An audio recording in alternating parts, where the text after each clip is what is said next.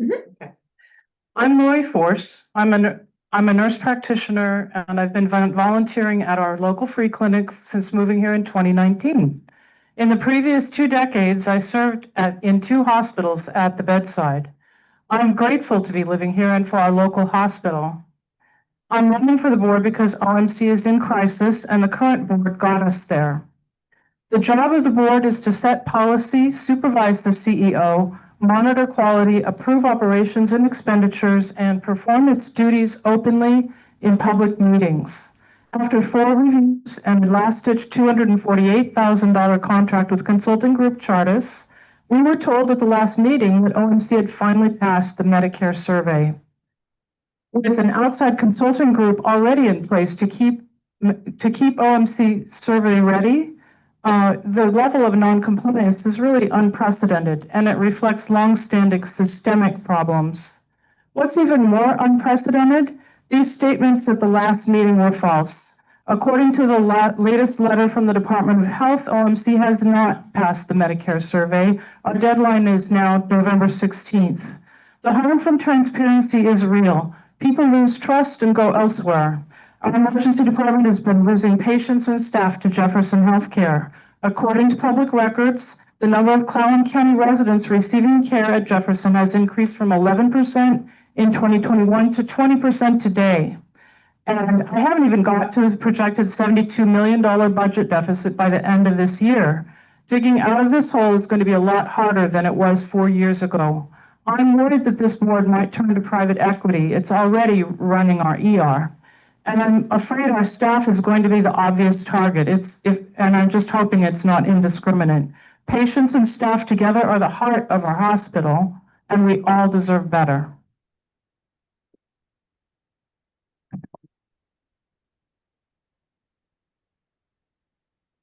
That's over. Hello, my name is Tara Coffin, and I am really thrilled to be here. I appreciate the Democratic Party for hosting this, and I think we've gotten together for a number of these forums now, and they're always really enjoyable to get to hear some of the questions that are coming from the people. So my background is in public health, not as a healthcare practitioner, but more as a researcher and a health communication specialist. I've worked in clinical regulatory work since I finished my doctorate in 2019. I don't know why I just looked at my watch to see what year it was that I started my job. I also have 3 kids, so that is one of the reasons why I can be a little bit flighty and all over the place, but I am very, very passionate about public health and about public health communication. I think the challenges that OMC is presented with right now are not unique to our little slice of the country. Almost 50% of rural hospitals are facing similar financial challenges. And as a public health researcher, my interest is in diving into both why that is, but also how are other hospitals addressing these issues that are being faced by these communities. I was just reading today, and honest to God, this was just for fun reading because this is what I do. But I was reading about what hospitals in the state of Washington are at risk of loss and closure due to some of the changes that are coming up to Medicaid and Medicare funding. And there are currently 14 hospitals on that list. And you would be surprised to hear that OMC is not actually one of them.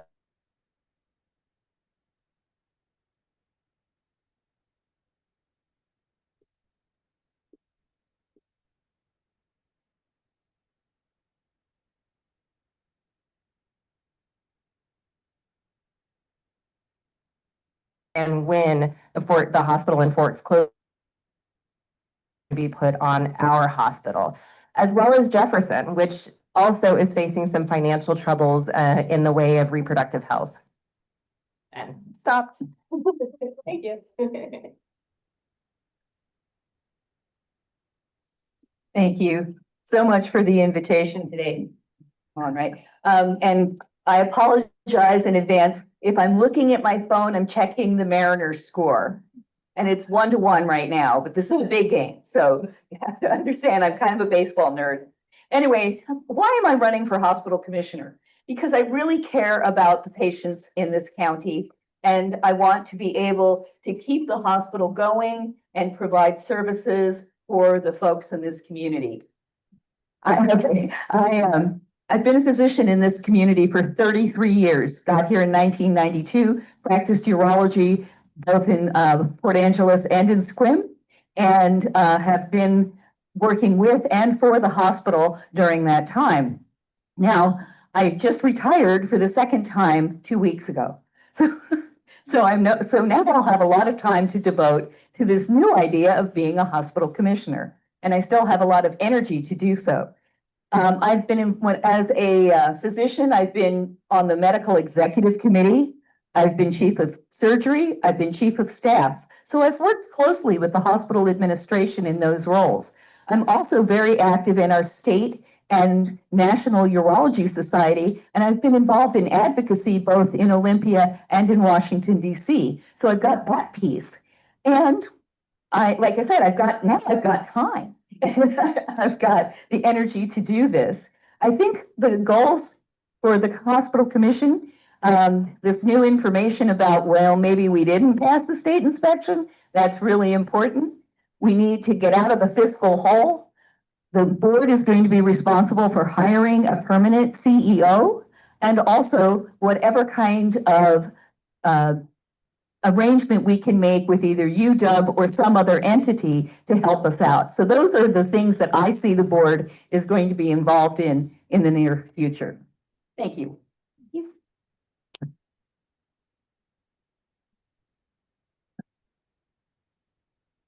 Good evening. I'm Jerry Steffens, and I'm running for Hospital Commission Position 1. I've spent the last 10 years volunteering with the Olympic Peninsula Community Clinic, the former VMO Clinic, as a physician, medical director, and board member. I do a weekly homeless shelter. I serve in the Clallam County Board of Health.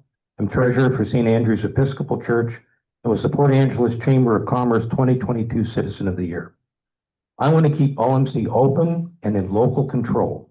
I've rung a few thousand doorbells the last month. Clallam County voters are wondering if they'll need to move to get the health care they need. Voters don't trust our outsourced emergency room. Our hospital commissioners have failed in their administrative and budgetary oversight.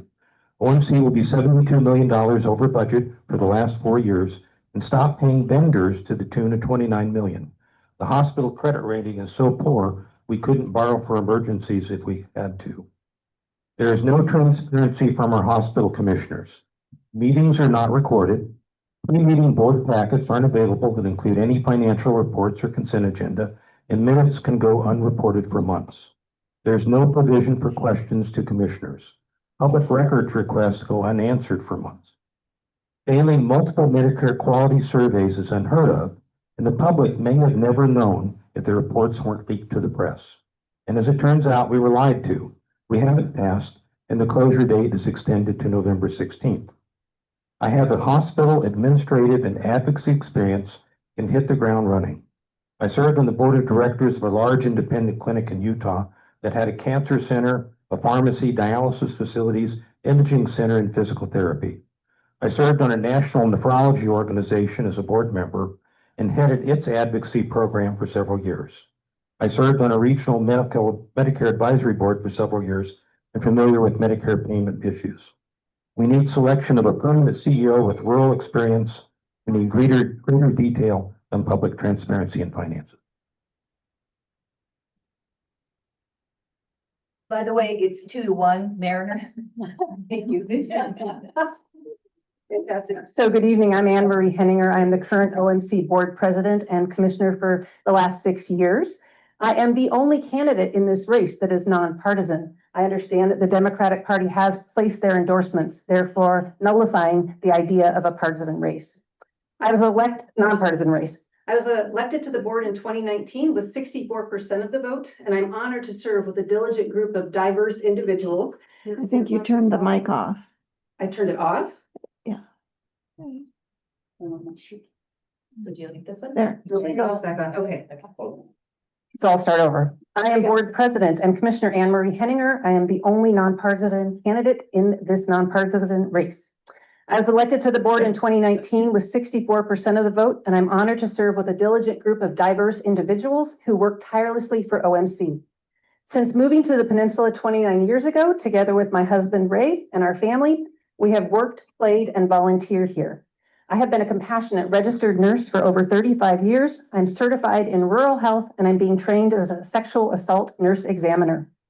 My qualifications to continue as a commissioner include solid leadership and decision-making skills, a passion for elected service, achieving governance certification every year of my term, a record of fighting for OMC's financial integrity, and experience as a frontline nurse and patient advocate.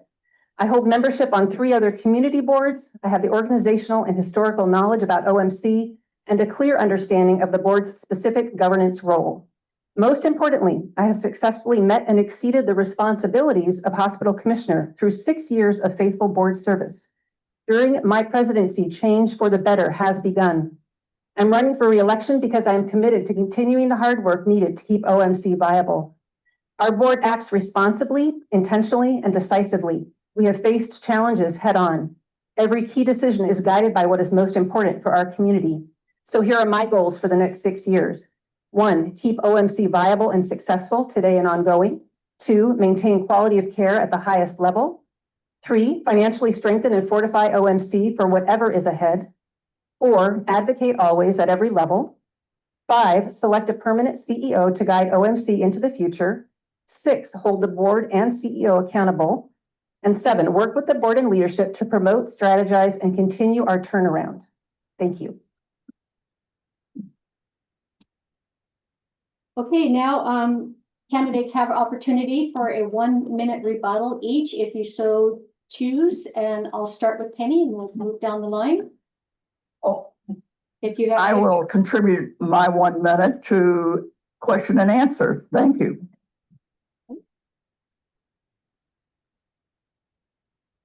In addressing the partisanship issue, I would like to say that I am a proud Democrat and I share values for healthcare for all.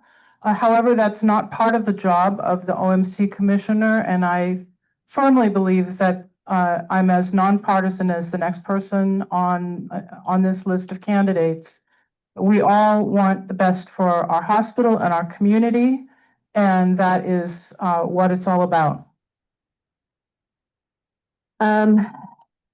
I will also contribute my 1 minute to question and answer. And me as well. Not me. My opponent has stated she has a proven track record of determination, steadfastness, and steady leadership. Voters should challenge that assertion on finances and transparency. Examples: OMC has 1,000 uncompleted MRI exams. On a 7-0 vote, commissioners approved a 5-year, $534,000 contract for a mobile MRI service. Why didn't we just hire more MRI techs and run our 2 scanners around the clock? Last week, my opponent stated I was inaccurate and OMC hadn't failed 5 Medicare surveys and had passed the last survey. Hospital commissioners and the interim CMO misled us. OMC is still under threat of being shut down due to Medicare noncompliance. Paraphrasing from a letter from the Washington State Department of Health dated October 17th, this letter contains information regarding the state revisit conducted on Olympic Medical Center on September 25th. Efficient practices totaling 19 were found. A written plan of correction is required and will be due by October 27th. Turn it off this time. Okay, so I will say a couple of things. First, a word about transparency. The OMC board is a public entity that does its work in public. Every one of you here or online are warmly invited to our board meetings, which occur on the 1st and 3rd Wednesdays of the month.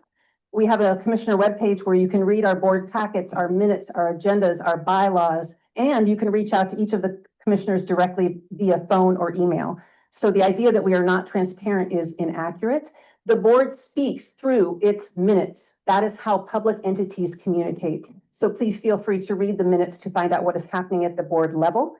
And the issue of bringing Chartis aboard to help us with our quality survey was recommended by the DOH. So we honored their request in order to pass the survey. Thank you. okay, so now we will begin the question and answer period. We're going to start with a question that was submitted by email. And this question falls under the category of board oversight, CEO transparency, and accountability. And the question is, it will start with Penny. The question is, a primary responsibility of the board is oversight of the CEO, holding them accountable relative to the functions of the hospital and hiring, firing the CEO. Incumbents, did you set expectations for the former CEO? How did you hold him accountable? What were consequences for not meeting expectations? Candidates, will you set expectations for the CEO? How will you hold them accountable? Once again, it's 2 minutes per answer. This one's a little hard because having just come on board in March of 2025, although I am quote in office now, I was not part of the discussion for the previous CEO. However, going forward, I believe the CEO will be held to performance criteria as it relates to the success of OMC meeting its established plans for improvement. And that will be an important component as we select a CEO, that we're going to have measurable elements in terms of what will determine the success of the hospital, and that we'll be able to hold the CEO accountable for success or lack of success in terms of achieving those goals.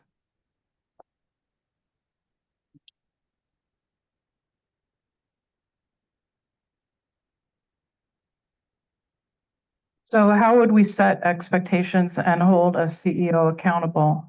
There are some moves to give us a dashboard, which I believe is going to be also available to the public from the interim CFO and CEO. But bottom line is we have to meet our mission, and for me, the top priority is quality of care and preventing patient harm. And so all of the dashboard elements that would go into measurable goals have to also be measured against safety and quality. So this is kind of an interesting question for me. I have a doctorate in public health, but I have a master's in special education. And so the idea of conducting an assessment to determine whether or not an entity, an individual, an organization is meeting the objectives that have been set by a community is something that I've done in a lot of different iterations.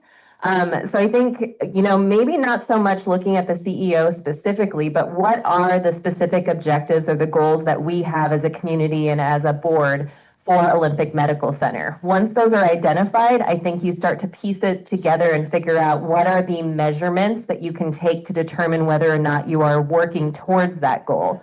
Sometimes measurements have to be changed if you're not quite on target, and that creates opportunities for looking at the organization or an individual's performance more holistically and being able to figure out ways to supplement where it's needed.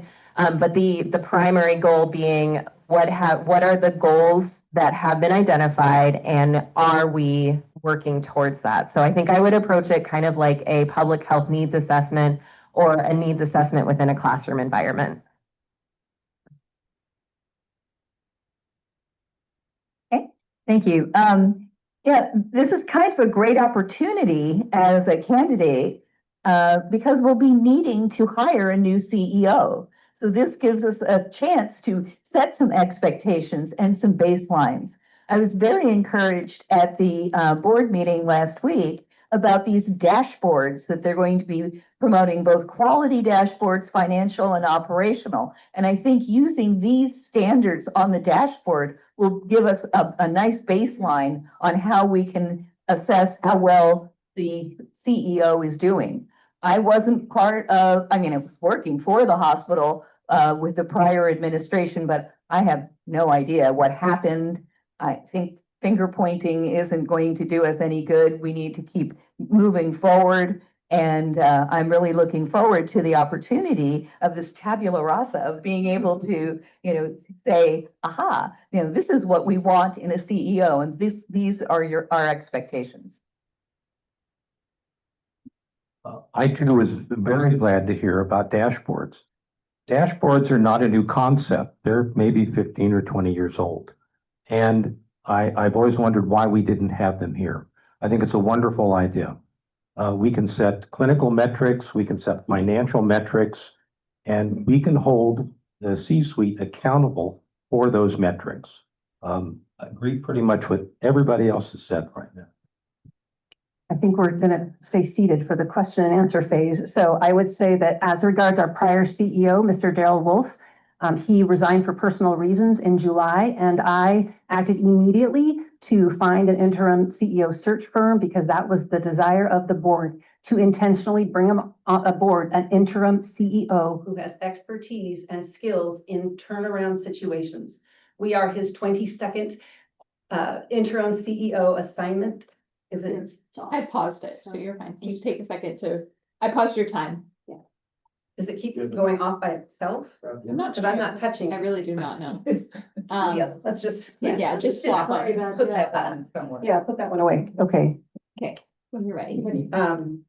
So we had a prior CEO, Darrell Wolf, who resigned in July for personal reasons. Of course, he was held to standards and metrics. That is part of being an employee at OMC, whether you are the CEO or you're working in the cafeteria. If you would like me to talk about specific details about his time at OMC or his departure, I will not do that. That is a personnel matter. It is not public knowledge, or should it be. For our interim CEO, Mr. Mark Gregson, we have a full list of traits and qualities and expectations for this man. He, like Darrell, will receive an annual CEO evaluation. But in the meantime, I meet with him every week for an hour to discuss his performance. And every 3 weeks, I meet with Whit Kiefer, who is the organization that brought him to us. And we talk about what is going well, what we would like to see different. So absolutely, there is assessment, there is evaluation, and there are metrics. All right, so next we will take any questions from the audience. There's a question back here.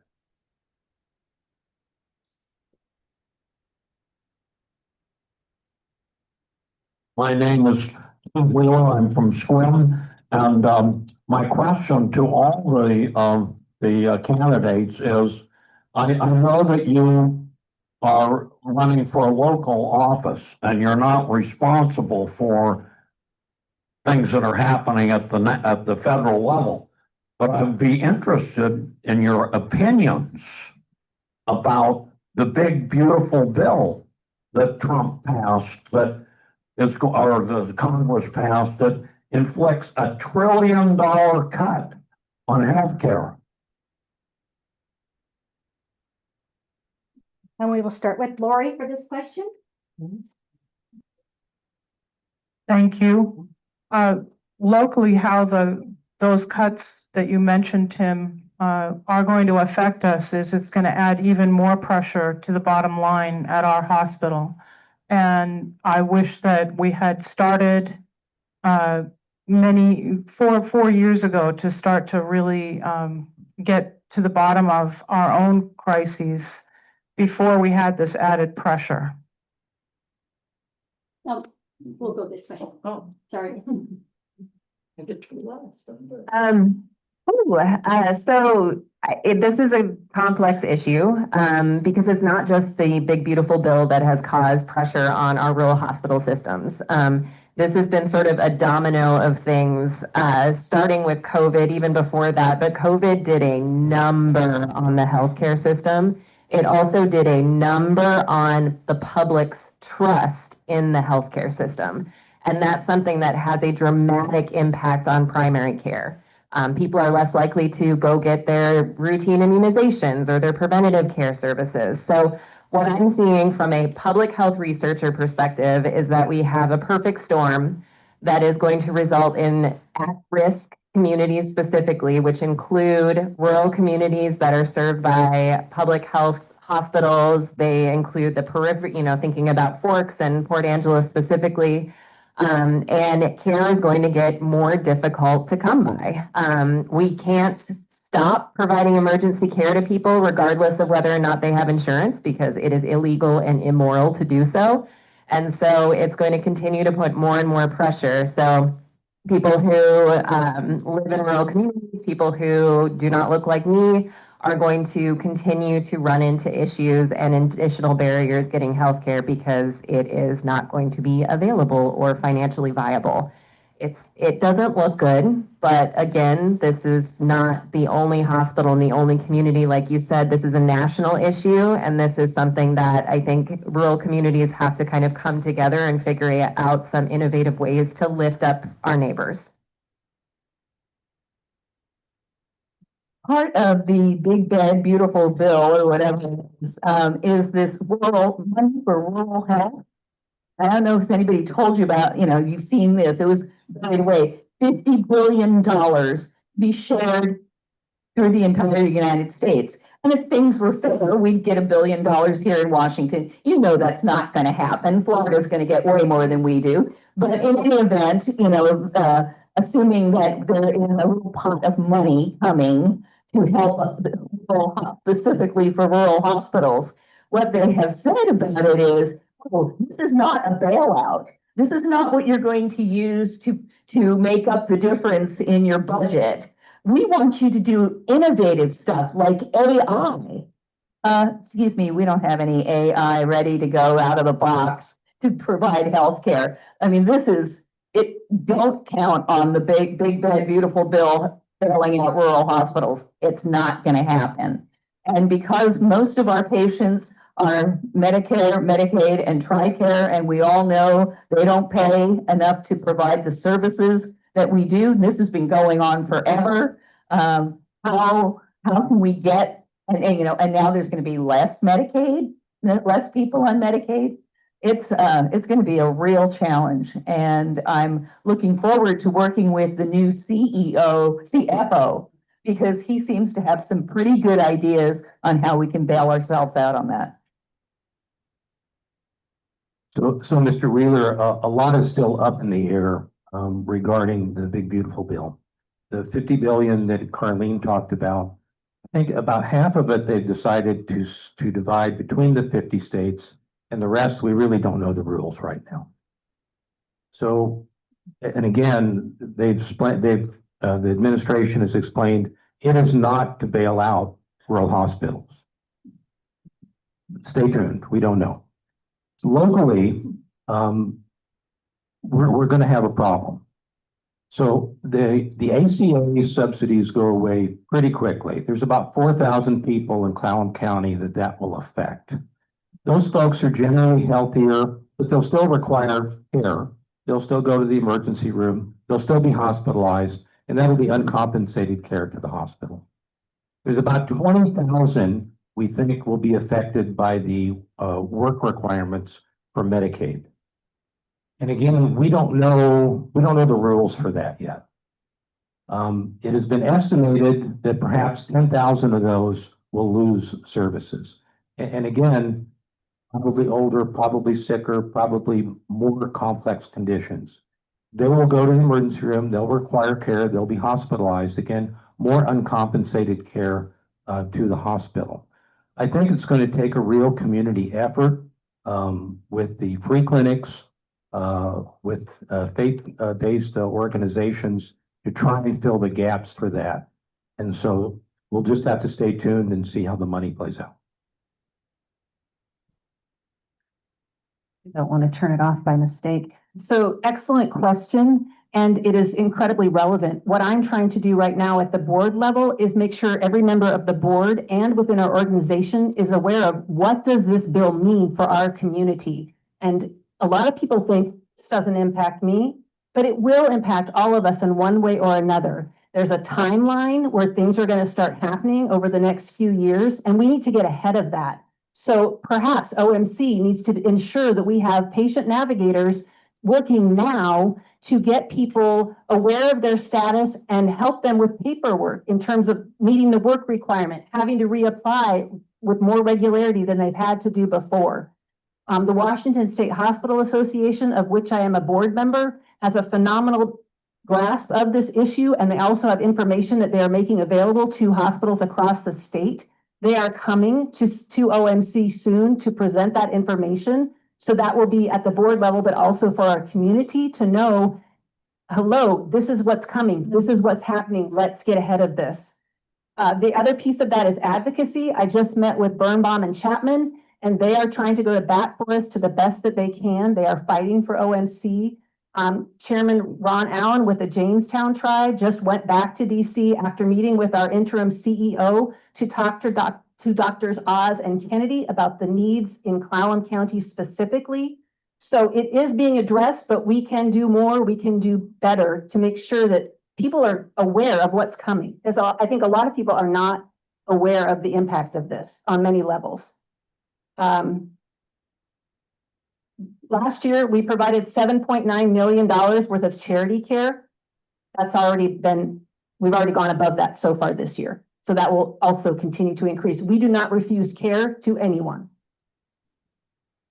This question will be for Tara. No, Penny didn't. have the answer. Oh, sorry. I'm not. No, Yeah. well, a completely different way of looking at this. And it begins with us saying to our respective Congress people and senators, get off the stick and start talking to each other. We need a genuine bipartisan conversation around healthcare in this country. And Tara, I agree with you. This has been a long time coming. This is not something that occurred immediately, but it is an issue that we have delayed and delayed and delayed. I am particularly concerned about the affordable care subsidies. I feel that is a critical piece that has to be addressed for all the reasons that everyone at this table has said, because that is the real crunch piece. If we do not have subsidies to support people who are coming off of Medicaid or who are already struggling with healthcare costs, that is going to be literally the cyclone that none of us are going to be able to deal with, regardless of your perspective. The notion of having an incredible amount of uncompensated care will collapse every hospital in this country. And that is why I feel that we, as people of goodwill, regardless of our political position, need to speak with a very loud voice to say, no more partisanship here. Let's get to the table. November 1 is 2 weeks away. Thank you. Good question, Mr. Wheeler. Start with Tara. You pass the microphone. Do we have a question on Zoom? This will be a question from our Zoom audience. What will you do to ensure that local control of OMC continues to the maximum extent if as appears likely, OMC partners with another healthcare institution to ensure its viability? That's a great question. And that's a great question because it's a public health question, and I like public health, as you may have picked up on. One of the things that comes to mind is, let's say University of Washington does move forward with a partnership with Olympic Medical Center. UW is a medical school that offers healthcare. UW is also one of the nation's leading public health schools.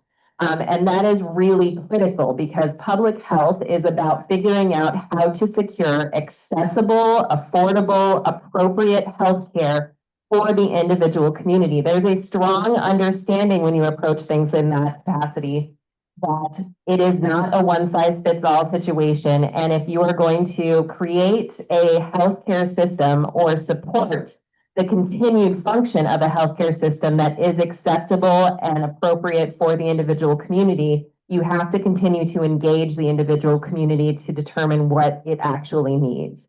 So I think one of the things that I would be invested in is making sure that the community continues to be a primary voice in whatever healthcare partnership occurs.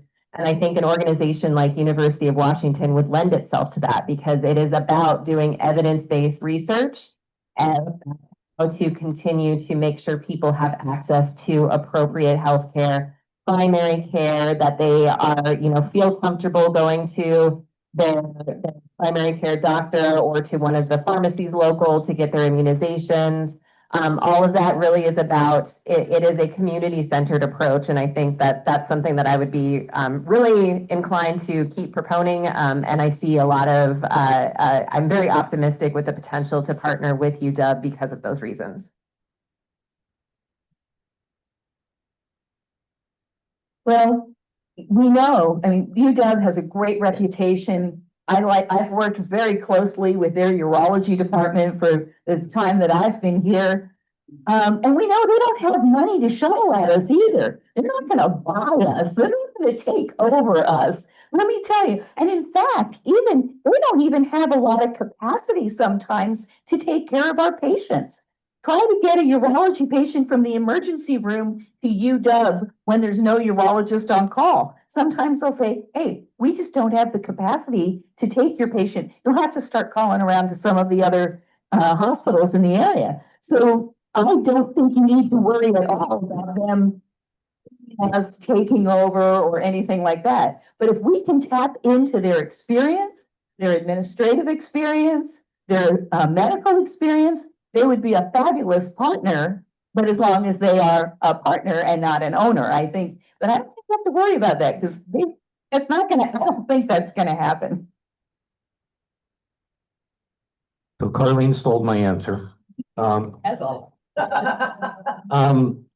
I think to be sure, I think everyone at this table up here wants us to remain local. We're gonna, the thing about UW, one of the things in the letter of intent, UW could bring in private equity, and I would be strongly against that. Again, we've talked about before critical access hospital status where you get cost plus reimbursement for Medicare. If it is not my primary, is not what I would want to do firsthand, but if it was the only option to keep us under local control, I would certainly consider going to a critical access hospital model. It's 3-1, Mariners. Thank you for the update. So the question was asked, how do we maintain local control of Olympic Medical Center? And that is absolutely the goal of the Board of Commissioners, not just here at OMC, but also the Board of Regents or trustees at the University of Washington. All of us know that the University of Washington will not be infusing cash to us in any way, shape, or form. The desire is that we will maintain our independence as a public hospital district, and they will maintain their separate independence as a public hospital. In the meantime, what can we offer them? What can they offer us? And that is the work that is currently being done. I meet once a week with the University of Washington, and those are the kinds of conversations that we are having. Hey, maybe we could send some of our surgeons to the UW to learn some procedures that they currently are not able to perform on the peninsula. But if they spend some time with you and do a lot of those procedures, maybe they can bring that procedure out to the peninsula. Or how about you've got some pretty high level specialty folks there. How about those docs or those providers come out to the peninsula and even if it's just twice a month and offer those services to people on the peninsula, also a great advantage. The other thing with this affiliation could be, will they be a guaranteed pipeline for us? Meaning if we've got patients that need to go out, will the UW accept every one of them as part of our relationship? That would be amazing because more and more it is getting to be extraordinarily challenging to transfer people off the peninsula, wherever it may be. And so if we had that connection, that would be sweet. They also have a partnership with Seattle Children's. We have a lot of youth in our emergency department that are struggling with behavioral health issues and suicidal ideations. Could then we have that direct pipeline through the UW to Children's for our patients? So there's a lot of hope and a lot of promise and a lot of excitement with this partnership or affiliation on both sides.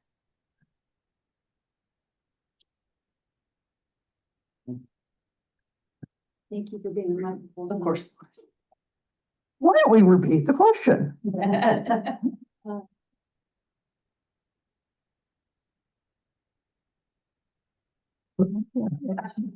Chat will open. Here we go.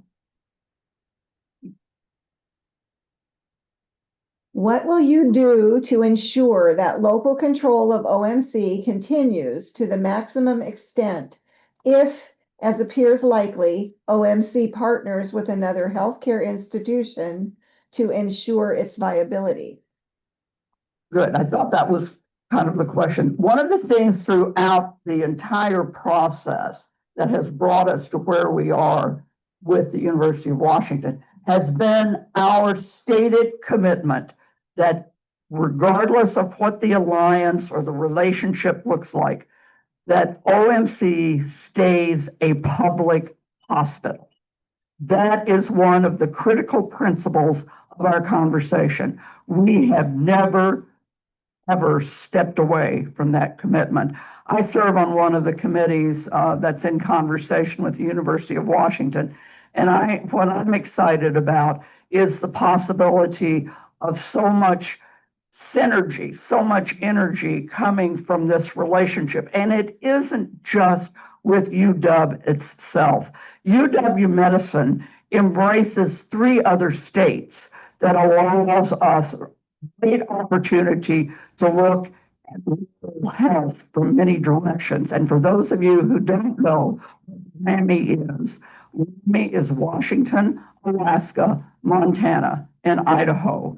What an opportunity for us as a community to partner with other communities of similar demographic with us, similar problems, to talk about how we're going to approach rural care in this national conundrum. So I am very excited about us as a community hospital working through the UW and seeing what we can build to strengthen us as a hospital, as a provider, and more importantly, for us to have additional services that will come to us. I'm also in agreement that this is not a takeover by the UW in any way. And in fact, the board has set a timeline and UW have set a timeline for 3 months to determine what the characteristics of that affiliation will be. I think it's really important to look at what we can bring, what UW can bring to us and stand up for not giving away too much as well.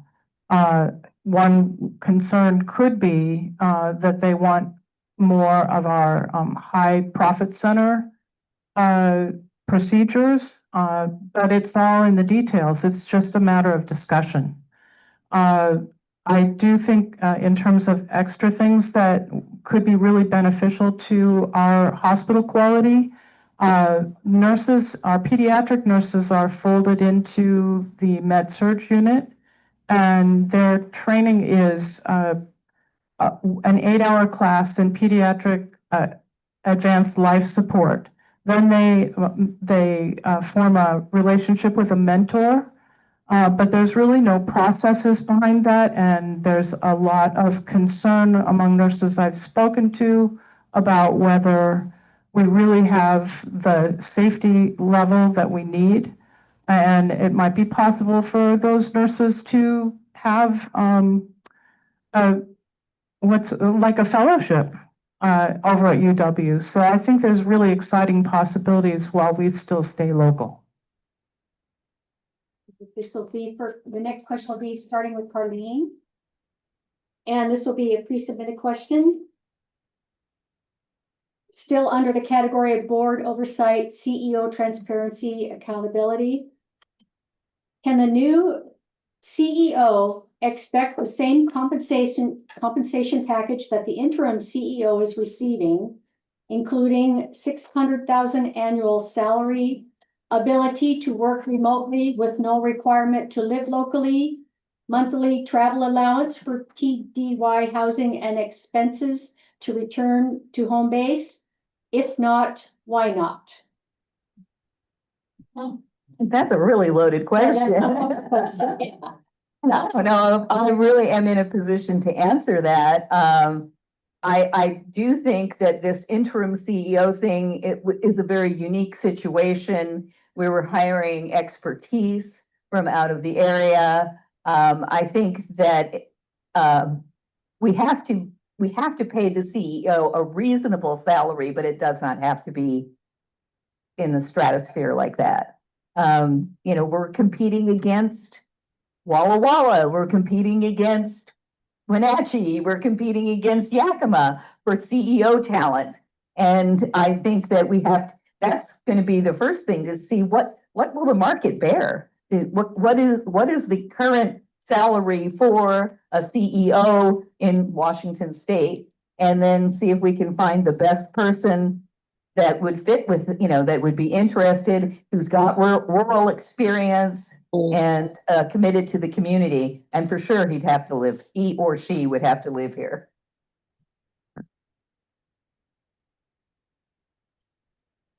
No.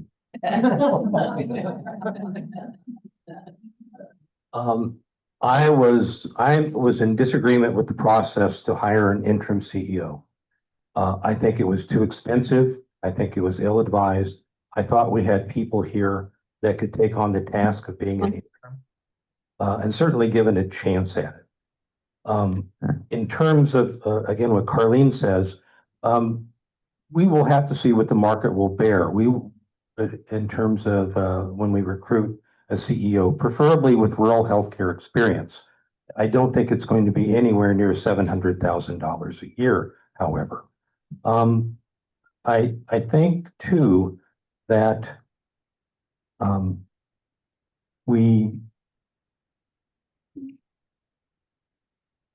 it was just so ill-advised to hire an interim like this. We did not do any vetting by ourselves. We had a corporation do it. I think given the financial difficulty that we're already in, it sets a bad precedent. I would not have done it.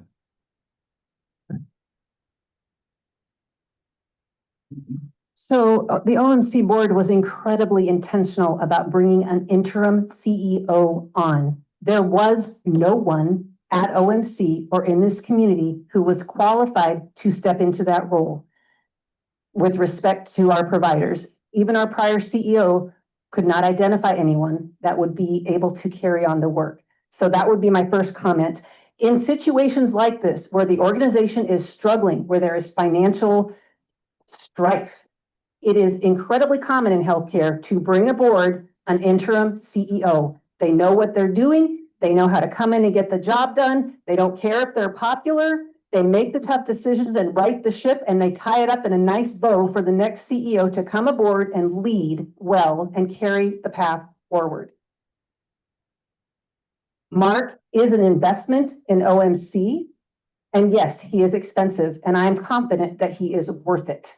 Will the next CEO be paid at his compensation level? No.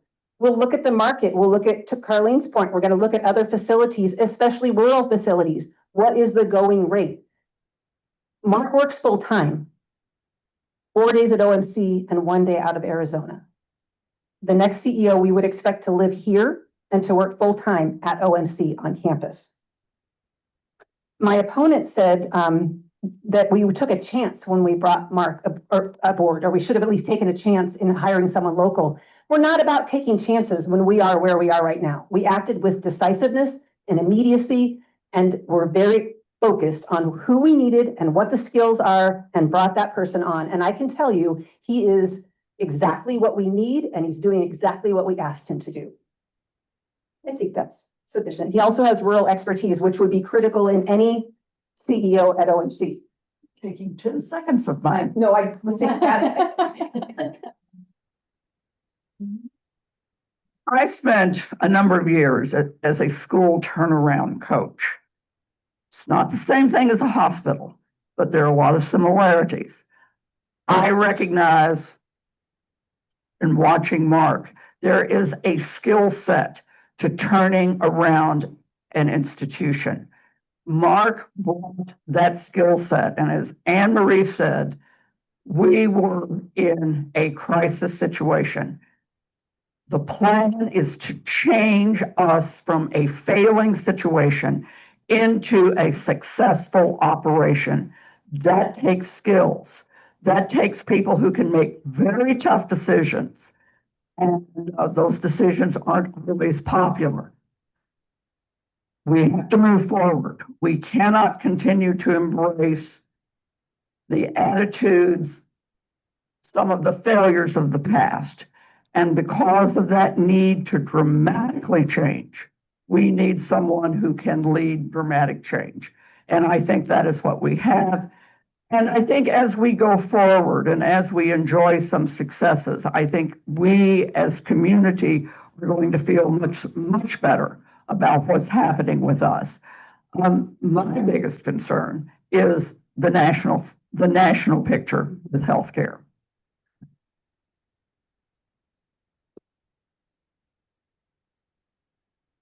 We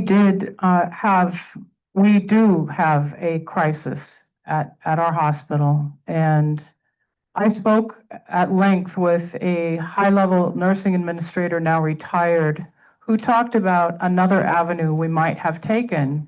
It's too late now. But that was to to bring in a local talent that we already know and trust into that position of CEO, and give them, and then hire extra consultants from outside, a consulting team, a turnaround team, to support that CEO that we trust and we know has our best interests at heart, to help them with that task, because it is too much for one person. So I briefly looked up what the average cost of a CEO for a hospital is in the state of Washington, and it is $900 million. That includes larger healthcare organizations. So looking specifically at rural hospitals, the average is about 300 to 600 million, or not million, oh my gosh. Okay,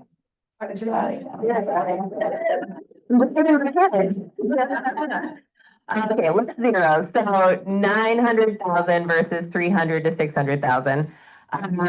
But that's for a hospital CEO. That's sort of the average market rate based on what a very quick internet search provided. A interim CEO is a different job. So I think I wouldn't expect the new CEO, whenever they are able to join, would be paid the same as an interim CEO, again, because that is a specialized position. And I would expect that it would be in line with whatever the market rate is. That's my answer.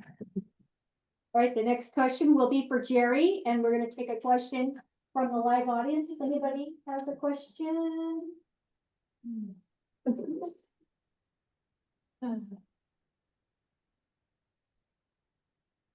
Thank you. I am Matt Kittle. I am an orthopedic PA. I get to work with a lot of these fine individuals here. And my question is, the hospital is inherently a healthcare delivery organization.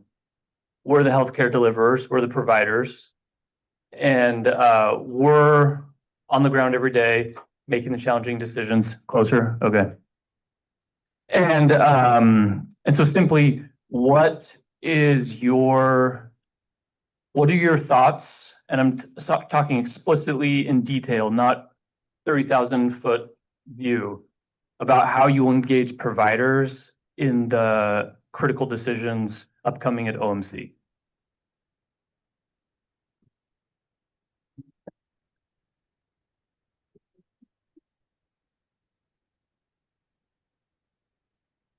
I will engage the providers personally.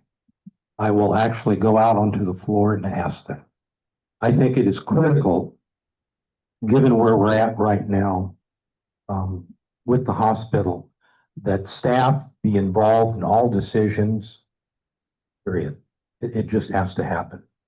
I have been a proponent for a long time of hospital commissioners getting out into the hospital and talking with the staff. I'm glad they're finally doing that. but it is just absolutely critical now to see what your ideas are to solve problems, particularly as we're looking to still with quality issues. We need to find out from the people on the ground what the problems are and how to fix them. I think the voices of our providers are critical. They're absolutely necessary. To your point, you are in the trenches, if you want to call it that. You're providing patient care on a daily basis. So a couple things I want to say about your question. It speaks to the issue of governance versus operations. The board is a governing body. We are responsible for oversight. The CEO and the executive team, they are the folks responsible for management and operations. So part of your question is more of an operational question than a governance question. You have a medical executive committee that you can bring questions or issues to. That is your elected board of likewise similar providers. So from my perspective, absolutely, will the board listen to providers? Yes, but what we do with that is pass it over to the leadership team. And that's, I try to do a warm handoff whenever anyone comes to me. Let me connect you with the person that has the power to answer that or to do anything about it. I restarted board rounding in August, so I am out on the units. Other commissioners are as well. We are talking to staff at all levels. What's going well for you? What's most challenging? What's bringing you joy? And that is my role in a governance position. It's not to fix it. It's to find out how people are doing and to let them know that I appreciate the work they're doing for our patients and for OMC. I think that to assume that the board is going to make decisions that based on things that providers bring to us is it crosses a line. Our line is governance, and the leadership's team line is operations. And so there's appropriate ways to address things, to bring things forward, and to get them taken care of. And I will always listen, and I will also always hand off where appropriate.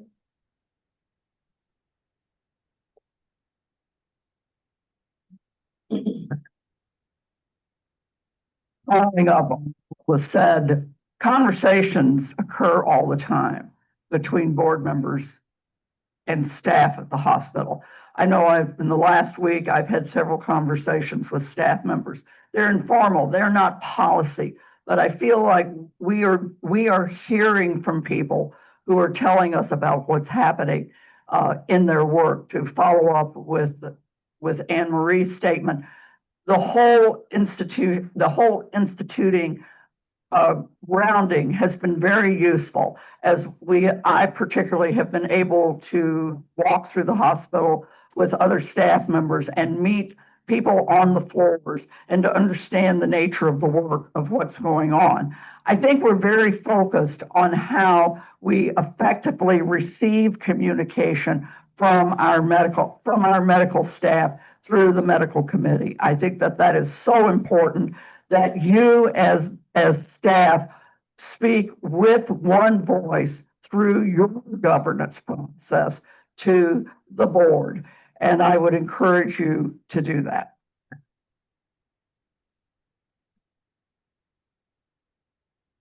Engagement involves not just the providers, but also the nursing staff and all the staff at the hospital. And we have a tradition at OMC of ignoring staff input at all levels. And I can see how it's easy to try to separate cleanly governance versus operations. But in my book, part of measuring the success of the CEO, which we do have governance over, is how well are they listening to staff and responding to staff concerns with effective changes in their management. All right, so I have about 3 million thoughts going through my head right now. One thing that strikes me is, number one, I have never been a politician other than like youth and government when I was in high school. So it's been a while since I've done anything like election or politically related outside of a lot of complaining to my closest friends and family. So that being said, there's a lot of things I don't know about the role the board can play in terms of facilitating or supporting communication. What I'm hearing though is there are providers that are feeling like their experiences, their challenges, their triumphs are not being heard or received or acted on by the board. It doesn't really matter what the board thinks they're doing. If the perception is, I feel like I'm not being heard, that's the important piece. And so one of the things that I think would be really important would be to kind of take a look at how those communication systems are being communicated. I mean, that kind of sounds redundant and silly, like how are we communicating how we talk about and talk to each other? But I think if there are avenues or specific people that are in charge of hearing provider comments directly, but providers aren't able to make that connection, I think that's a really important missing puzzle piece. And I think there needs to be some looking at, how can we improve opportunities to have communication. The other thing that I'll say is that there is a healthcare provider shortage nationwide, and it's because healthcare providers have been and continue to be put through the ringer. And so anything that we can do as board members, as individual community members, as healthcare providers, to make sure voices of providers and the public are being heard on a policy level is critical. Great question, Matt. Thank you for that. I'm the one with the institutional memory. I've been here for 33 years. I know a lot of people in the hospital and in the clinics. When I decided to run, I decided to do for this position, I decided to do what I called my listening tour. And I started to talk to people that I knew in the hospital that were stakeholders. People from the cancer center, the head nurse of the cancer center, some of my colleagues in surgery, some of my colleagues in medicine, the hospitalists. What do you see is the issue here? What are your concerns? What are your problems? And that's what unfortunately, I haven't been able to do that quite as much lately, but I really think that this is something that I have a unique skill and a unique group of people that I know that enable me to talk to the boots on the ground folks and say, hey, what is it that you see we need to do? For example, a friend of mine, actually it's a friend of my son's, is an emergency room doctor. He had a patient in a bed for 4 hours because he couldn't get a CAT scan on this patient. So here is a guy in the ED taking up a bed for 4 hours. This is something he would like to see solved. Let's get, more staff doing these studies. So there's, that's the kind of stuff I think that I can really be very effective in finding out from other folks what's going on and what are their concerns. All right, we're going to start with Anne Marie for the next question, which will be if we have any from Zoom. We do have, let's see, make sure they're not redundant.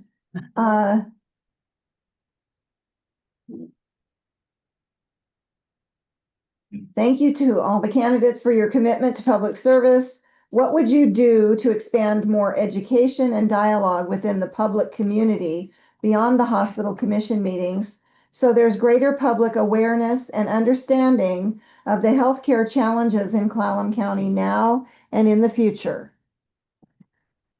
First of all, thank you to whomever asked that excellent question. In the past, we've done community roundtables and we will begin those again. And so folks can attend those meetings, whether they're at the library or at OMC or wherever it's convenient for people to come and ask their questions. We will provide information. So questions, answers, listening sessions, those will be a helpful way. We currently do rely on local media and social media to get the word out about what's happening at OMC, but we recognize not everybody gets the newspaper, not everybody is on social media. And so there are plans in place to push more information out more frequently. Certainly, if you go to the OMC website, you're going to find a section that says news. If you go to the board website, we've actually added new details based on constituent feedback to improve transparency or information that's placed on the board page. So that's a good way to do that. The best way to get information about what is happening at the OMC board level is to come to OMC board meetings. I know that's not a happy answer for some folks, but that's where we do our work. And that is where you're going to find out what's happening at the board level. As far as what's happening throughout the rest of the organization, through management, through operations, Mr. Gregson frequently meets with the local media, and he will do interviews and push out information that way. And so I think there's an opportunity for us to be leaping into that even more, especially as we begin this process of the affiliation with the UW, as well as searching in time for our permanent CEO. Did I hit the question? Okay. Thank you. One of the things that I have discovered in campaigning is being present in the community. Whether it's the grocery store, when I walk around in my orange shirt with my little yellow button, it kind of says, talk to me. You know, I'm running for hospital commissioner. I heard a lot of conversation about what healthcare looks like. And I would like, if I am elected to continue for the remaining 2 years on this position, I would like to continue to be out in the community saying, hello, I'm here, let's talk. Anne Marie did something recently, and she actually kind of did it off the top of her head. She made a little sign at some type of street fair and said, ask your commissioner. And I thought that that was just an incredibly clever idea to say, I'm sitting here in my chair, I'm the hospital commissioner, I'm doing a booth for something else. Come talk to me about what your concerns are. And I have heard a lot of concerns about particularly ED, wait times, other issues that are operational issues at the hospital that I have been able to take to the appropriate leadership person to say, guys, I'm out here. This is what I'm hearing.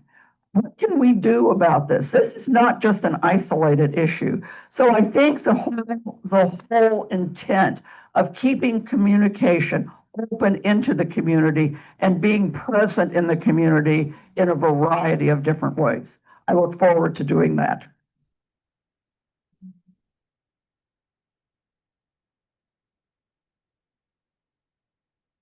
So there's a lot of elements in this question, and it's a great one.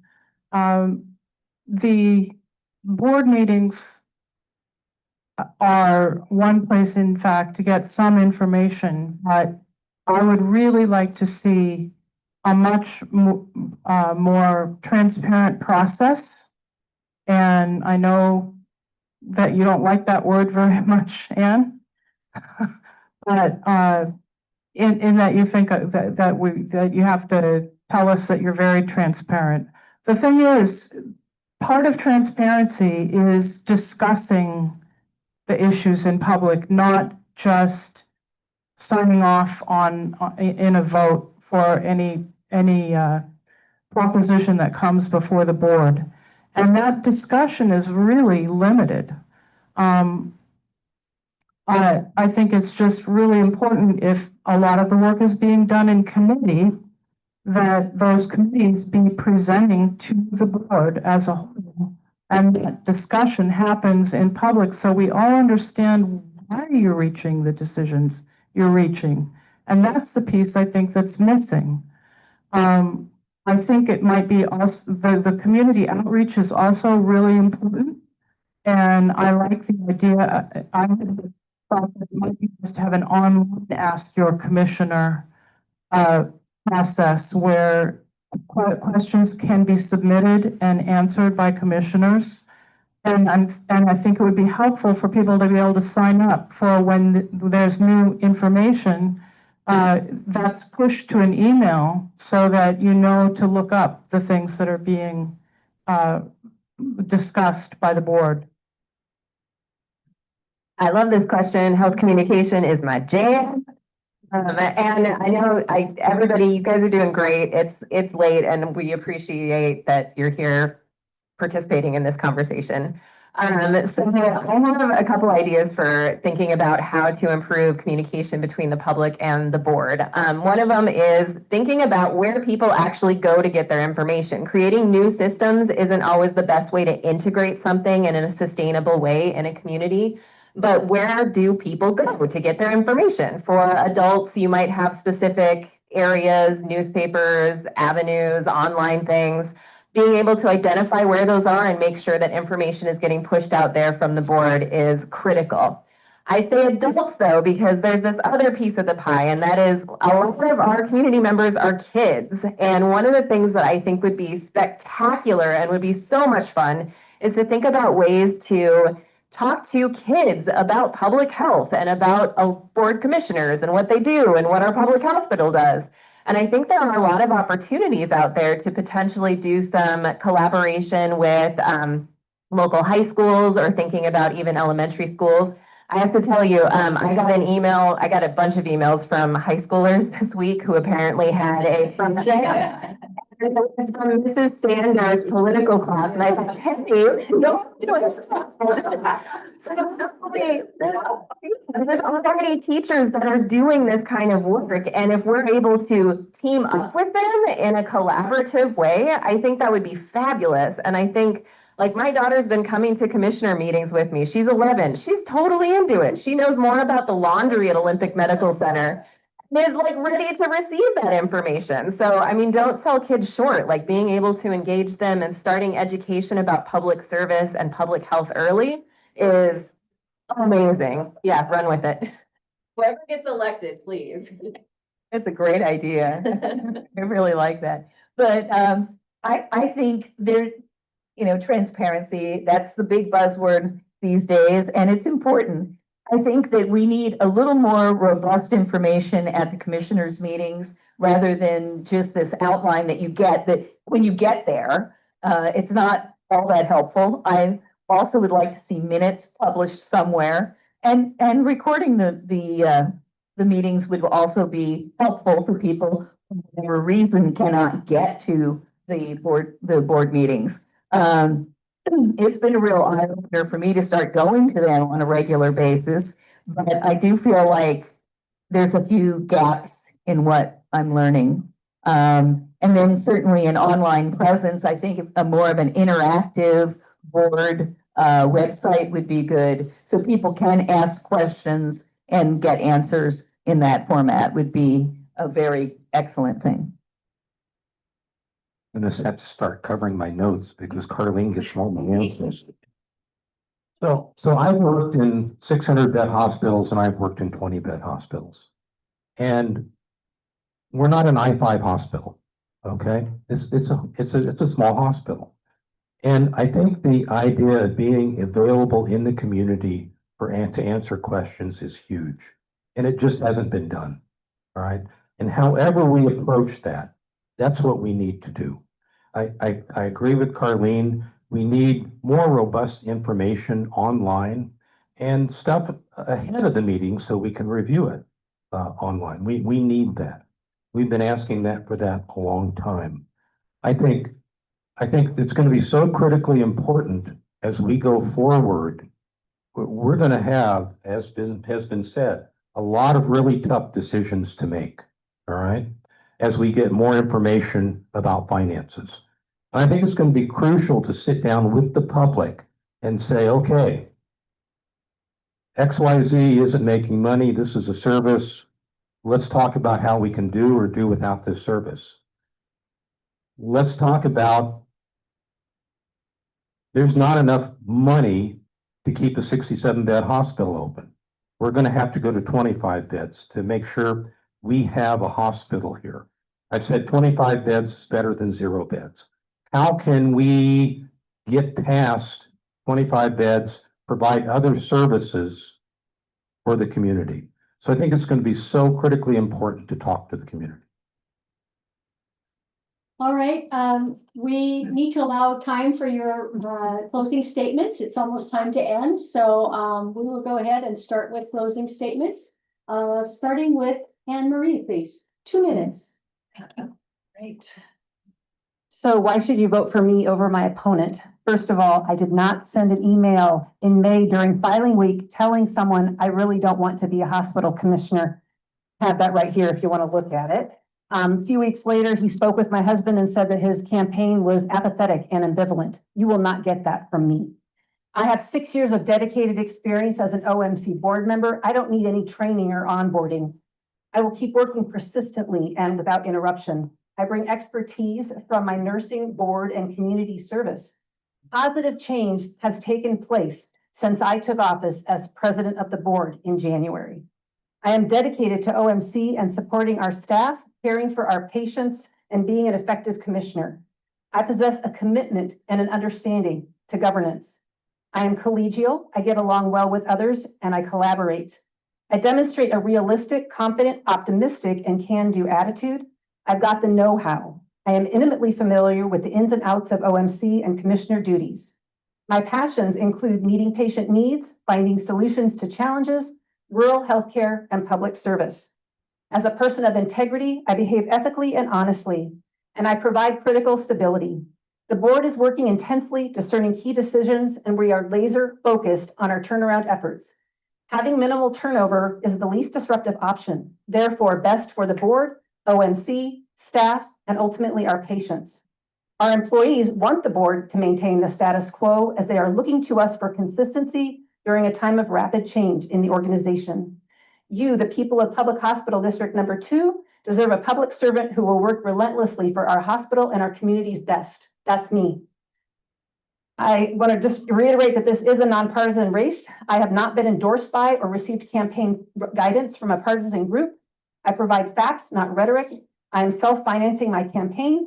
I am not soliciting donations, and I do not electioneer on OMC properties. Please vote to re-elect me, Anne Marie Henninger, to the OMC Board of Commissioners. Thank you for your time, your trust, and your vote.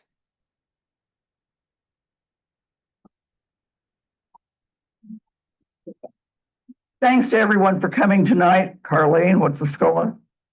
It was 3-1 the last time. Yeah, still 3-1, top of the 7. And again, notice that was a public service. All right. And that is what I'm about. I am about public service. I stepped up. I applied for this position. I actually actively sought to be a commissioner. The joke is I applied 3 times over the last 7 years, and third time was charm, I guess. I've spent the last 7 months learning about the issues that are facing this hospital. I have participated, as I've said, in a number of very critical decisions. I've also been part of wanting to work with the board, and that in and of itself is something that you have to learn to do. We don't get to be egocentric isolates holding our own positions. We have to sit down with the board and think about, as a group, what is best for the organization that we are governing. My sole goal is the success of OMC. I have no other agenda. That is my goal. We have to make changes, and I am committed to working together to make sure we identify the best changes that can lead to the success of the hospital. I'm fully independent. I financed my own campaign. This was my trip to Europe. Instead, I'm running for this office. I'm asking for your vote. I'm asking for your support. And I'm asking you to give me the opportunity to finish these 2 years. Thanks.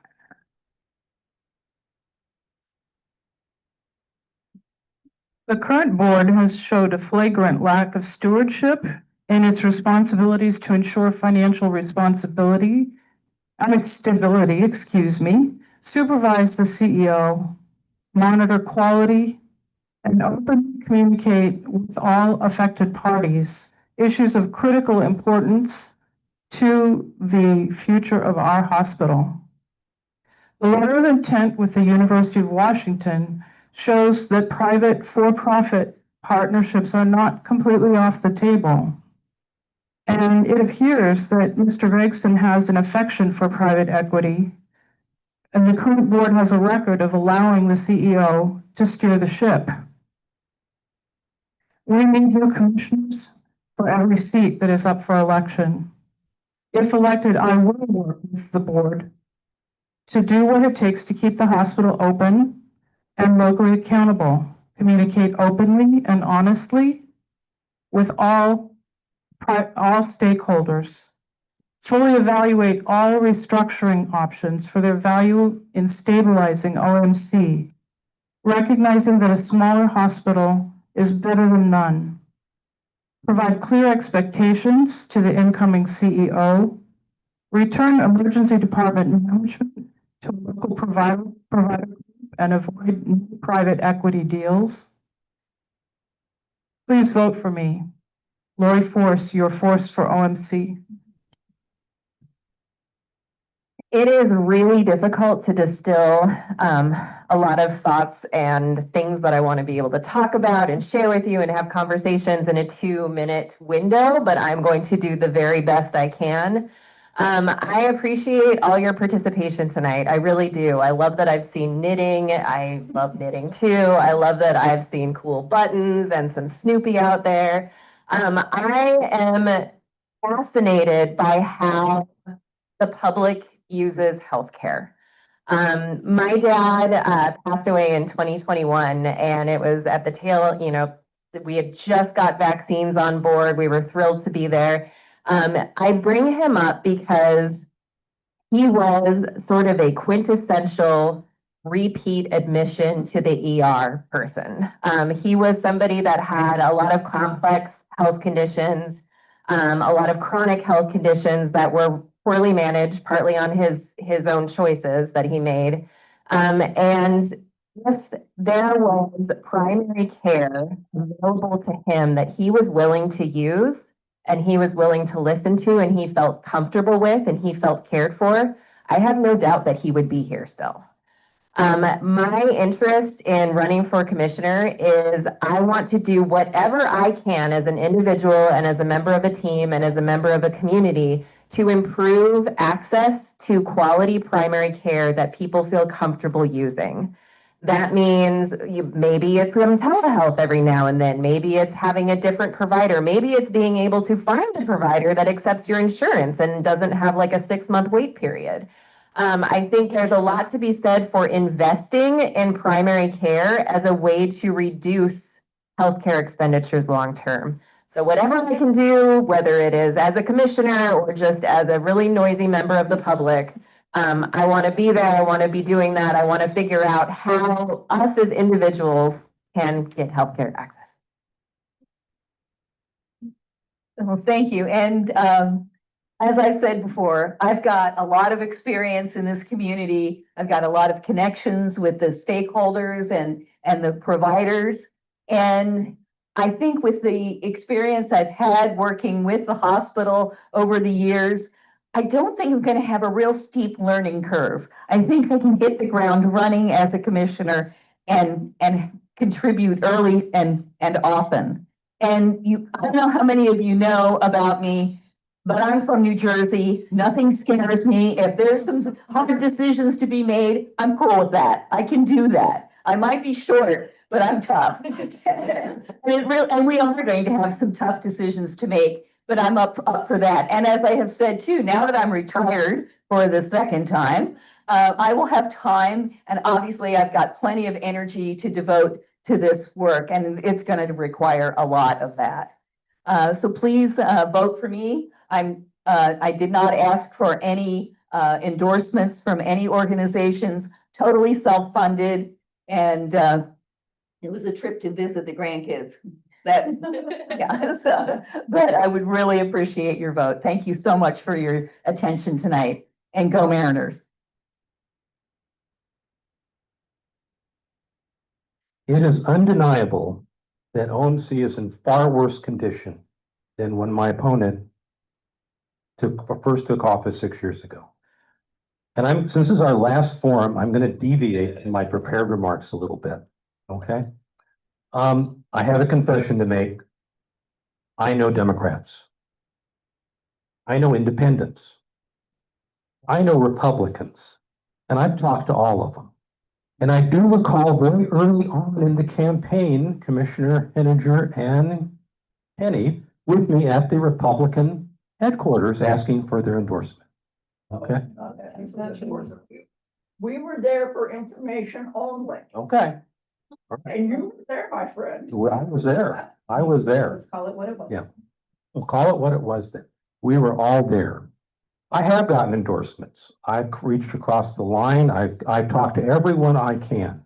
Because I think that shows that you can work with people. I too am self-funding my campaign. I have been accused of electioneering at the hospital. The Public Disclosure Commission says it's a public place, and I can go talk to staff members there. There were no big signs, buttons, kazoos, anything.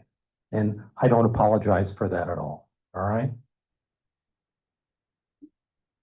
My opponent is the chair of the hospital committee that allowed OMC to get into near bankruptcy, administrative chaos, and a quality quagmire. Do you want to keep the status quo? My opponent has stated it would be ideal and the least disruptive if only one position on the board changed. I disagree, and I wish a few more hospital commissioner positions were being contested. We need new leadership. I pledge to communicate with the public how decisions will be made.